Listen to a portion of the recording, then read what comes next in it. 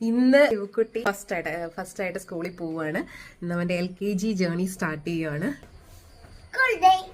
യുവക്കുട്ടിക്ക് ഇന്ന് കാഷ്വൽസ് ആണ് കേട്ടോ. അതുകൊണ്ടാണ് യുവക്കുട്ടി ഇങ്ങനെ കളർ ഡ്രസ്സൊക്കെ ഇട്ടിട്ട് നിൽക്കുന്നത്. So much happy. അങ്ങനെ യുവക്കുട്ടിയുടെ ലൈഫിൽ ഒരു പുതിയ ജേർണി സ്റ്റാർട്ട് ചെയ്യാണ്. അപ്പൊ എല്ലാവരുടെയും ബ്ലെസ്സിങ്സ് വേണം കേട്ടോ. ഇറങ്ങും മുന്നേ നല്ലോണം പ്രാർത്ഥിച്ച് എല്ലാവരുടെയും അനുഗ്രഹത്തോടെയാണ് കേട്ടോ വീട്ടിൽ നിന്ന് ഞങ്ങൾ ഇറങ്ങിയിട്ടുണ്ടായിരുന്നത്. ആകെ ഒരു മിക്സ്ഡ് ഇമോഷൻ ആയിരുന്നു കേട്ടോ. സങ്കടവും സന്തോഷവും ഒരുപോലെ തന്നെ ഉണ്ടായിരുന്നു. കാരണം എന്താണെന്ന് വെച്ച് കഴിഞ്ഞാൽ ഏറ്റവും പ്രിയപ്പെട്ടവരാരും തന്നെ കൂടെ ഇല്ല എന്നുള്ളതായിരുന്നു ഏറ്റവും വലിയ സങ്കടം. ചാച്ചു ആയിക്കോട്ടെ, എൻ്റെ അച്ഛനും അമ്മയും ആരും തന്നെ കൂടെ ഉണ്ടായിരുന്നില്ല.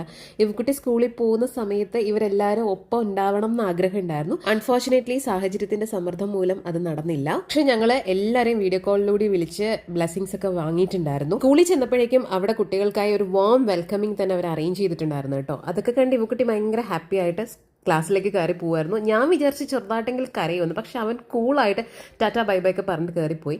അത് കഴിഞ്ഞിട്ട് പേരൻസിനെ അവരെ ഹാളിലേക്ക് വെയിറ്റ് ചെയ്യാനാണ് പറഞ്ഞിരുന്നത് കേട്ടോ. എനിക്ക് നല്ല കോൾഡ് ഉള്ളത് കൊണ്ടും ക്രൗഡിൻ്റെ ഇടയിൽ പോയി ബുദ്ധിമുട്ടിക്കാൻ താല്പര്യമില്ലാത്തത് കൊണ്ടും ഞാൻ ക്യാമ്പസിനുള്ളിലുള്ള കഫ്റ്റീരിയയിൽ പോയി ഒരു കോഫിയും പഫ്സും ഒക്കെ കഴിച്ചിട്ട് അവിടെ കുറച്ച് നേരം ഇരുന്നു കേട്ടോ. തിരിച്ച് വന്നപ്പോഴത്തേക്ക് ഞാൻ കണ്ട കാഴ്ചതേ അവിടെ ഇങ്ങനെ PT പീരീഡ് ആണെന്ന് തോന്നുന്നു. കുട്ടികളൊക്കെ ഇതേ അവിടെ നിന്ന് ക്രിക്കറ്റൊക്കെ കളിക്കുന്നുണ്ടായിരുന്നു. അതൊക്കെ കണ്ട് സമയം പോയതേ അറിഞ്ഞില്ല. അപ്പോഴേക്കും ഇതേ നമ്മുടെ യുവക്കുട്ടി തിരിച്ചിറങ്ങി വരുന്നുണ്ടായിരുന്നു കേട്ടോ. വളരെ കാം ആൻഡ് ക്വൈറ്റ് ആയിട്ടാണ് യുവക്കുട്ടി വന്നത്. ഞാൻ ആദ്യമായിട്ട് അവൻ അങ്ങനെ കാണുന്നത്. അതൊക്കെ കഴിഞ്ഞപ്പോൾ അവൻ്റെ സ്വഭാവമൊക്കെ മാറി. ഞങ്ങൾ അങ്ങനെ നേരെ തിരിച്ചു പോന്നു കേട്ടോ.